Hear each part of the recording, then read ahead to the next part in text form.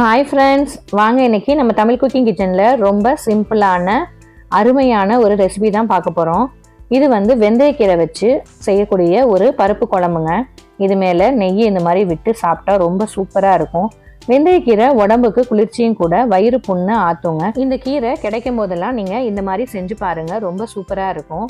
வாங்க இது எப்படி செய்யறதுன்னு வீடியோக்குள்ளே போய் பார்க்கலாம். வீடியோக்குள்ளே போகிறதுக்கு முன்னாடி தமிழ் குக்கிங் கிச்சனை சப்ஸ்கிரைப் பண்ண மறந்துடாதீங்க. கூடவே இருக்க பெல் பட்டனையும் கிளிக் பண்ணுங்க. வாங்க ஃப்ரெண்ட்ஸ், இது எப்படி செய்யறதுன்னு வீடியோக்குள்ள போய் பார்க்கலாம்.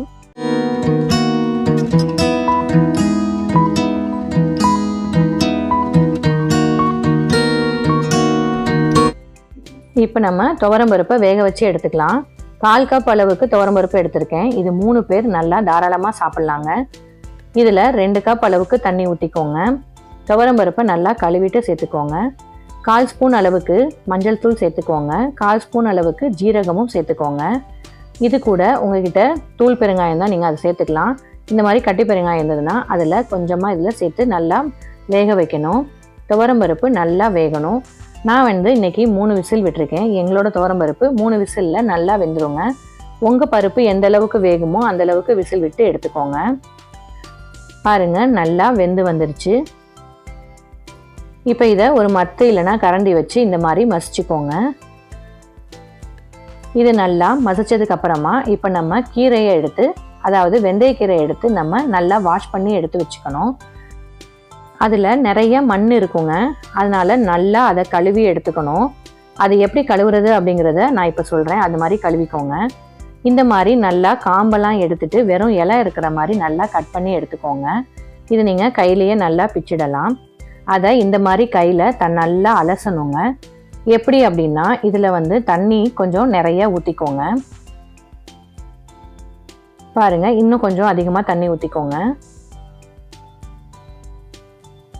இப்போ இதை நம்ம கையில் இந்த மாதிரி கலக்கணும். இந்த மாதிரி செய்யும்போது அதில் ஒட்டி இருக்கிற மண்ணெல்லாம் கீழே போயிடும். நீங்கள் எந்த கீரை, கொத்தமல்லி தழை இதெல்லாம் கழுவணும் அப்படின்னாலும் இந்த மாதிரி கழுவுங்க. மேலால் இந்த மாதிரி எடுத்து தனியாக ஒரு பிளேட்டில் வச்சுக்கோங்க. திருப்பி இதையும் அதே மாதிரி கழுவிக்கோங்க. இப்போ நீங்கள் எடுத்து வச்சதை திருப்பி ஒரு 2 தடவை திருப்பி கழுவிக்கோங்க. நீங்கள் ஒவ்வொரு முறை கழுவும் போதும் கீழே மண் தங்குதான்னு பாருங்கள். அது தங்காமல் இருக்கிற வரைக்கும் நீங்கள் இந்த மாதிரி கழுவிக்கோங்க. அப்போ தான் நீங்கள் எந்த கீரையும் சாப்பிடும்போது உங்களுக்கு மண் நறுக்குன்னு கடிப்படாது. இந்த மாதிரி சுத்தமாக கழுவி நம்ம எடுத்து வச்சாச்சு பாருங்கள். இப்போ நம்ம குழம்புக்கு தாளிக்க போகிறோம். ஒரு பாத்திரம் சூடானதுக்கு அப்புறமா நீங்கள் 1 ஸ்பூன் அளவுக்கு நெய் விட்டுக்கோங்க. நீங்கள் எண்ணெயில் தாளிக்கிறதுனாலும் தாளிக்கலாம்.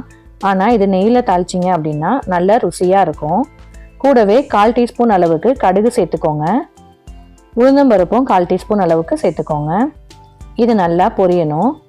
இது கூட ஒரு 1/2 டீஸ்பூன் அளவுக்கு ஜீரகம் எடுத்து இந்த மாதிரி கையில் கசக்கிட்டு போடுங்க. அதோட வாசம் இன்னும் அருமையாக இருக்கும். ஜீரகம் நெய்யில் பொரியும் போது சூப்பராக இருக்குங்க.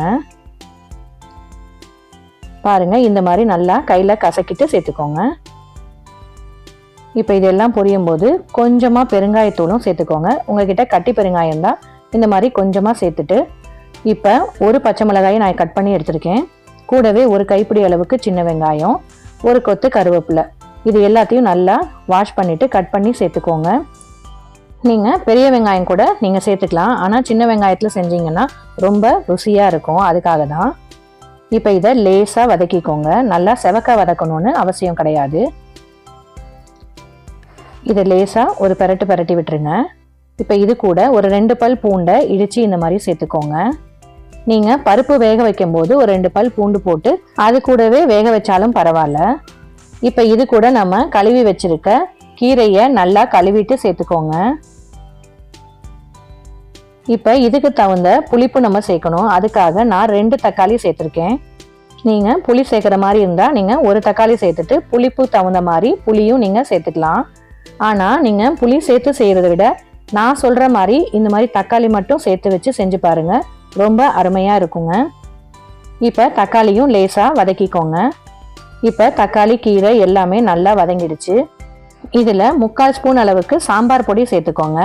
நீங்கள் கடையில் வாங்கினாலும் சரி, வீட்டில் அரைச்ச சாம்பார் பொடியாக இருந்தாலும் பரவாயில்லைங்க. காரத்துக்கு தகுந்த மாதிரி மிளகாய்த்தூள் சேர்த்துக்கோங்க. 1/4 ஸ்பூனுக்கும் குறைவாக மஞ்சத்தூள் சேர்த்துக்கோங்க. ஒரு 1/4 ஸ்பூன் அளவுக்கு மல்லித்தூளும் சேர்த்துக்கோங்க. அது நல்ல வாசமாக இருக்கும். நீங்கள் இது எல்லாமே சேர்க்காம சாம்பார் பொடி வீட்டில் நல்லா காரமாக அரைச்சிருந்தீங்க அப்படின்னா வெறும் சாம்பார் பொடி மட்டும் சேர்த்துக்கோங்க. இப்போ இதை லேசாக பரட்டி விட்டுட்டு நம்ம வேக வச்சுருந்த பருப்பை இதில் சேர்த்து விடுங்க. இப்போ இது எல்லாத்தையும் நல்லா மிக்ஸ் பண்ணிக்கோங்க. கொஞ்சமாக தண்ணியும் ஊற்றிக்கோங்க. இது உங்களுக்கு எந்த அளவுக்கு திக்னஸ் வேணுமோ நீங்கள் அந்த அளவுக்கு தண்ணி ஊற்றிக்கலாம். இது கீரை கொஞ்சம் திக்காக இருந்தால் நல்லாயிருக்கும். அதனால கொஞ்சம் எடுத்து சாப்பிட்ற மாதிரி இருந்ததுன்னா ரொம்ப அருமையாக இருக்கும். அதனால ஒரு 1/2 கப் அளவுக்கு தண்ணி சேர்த்துக்கோங்க. கூடவே தேவையான அளவு உப்பும் சேர்த்து இதை நல்லா கலந்து விட்டுக்கோங்க. இதை ஒரு 2 நிமிஷத்துக்கு நல்லா கொதிக்க விடுங்க. அதுக்கப்புறம் லோ ஃப்ளேமில் வச்சுக்கோங்க. பாருங்கள், லோ ஃப்ளேமில் வச்சு ஒரு 5 நிமிஷத்தில் இந்த மாதிரி எண்ணெயெல்லாம் மேலே பிரிஞ்சு வரும். அந்த நேரம் லேசாக கொஞ்சம் கொத்தமல்லி தழையை தூவி விட்டு நீங்கள் ஒரு ஸ்பூன் நெய்யும் விட்டு நீங்கள் பரிமாறினீங்க அப்படின்னா இது ரொம்ப அருமையாக சூப்பராக இருக்குங்க. இதை நீங்கள் சுட சுட சாதத்தோட இந்த குழம்பையும் ஊற்றி மேலே நெய்யை ஊற்றி சாப்பிட்டீங்க அப்படின்னா இதோட ருசி வேறு லெவலில் இருக்குங்க. இதை நீங்களும் செஞ்சு பார்த்துட்டு உங்களுக்கு எப்படி வந்துச்சுன்னு கமெண்ட்டில் சொல்லுங்கள். இந்த வீடியோ உங்களுக்கு பிடிச்சிருந்ததுன்னா உங்கள் ஃப்ரெண்ட்ஸுங்களுக்கும் ஷேர் பண்ணுங்கள். Thank you friends.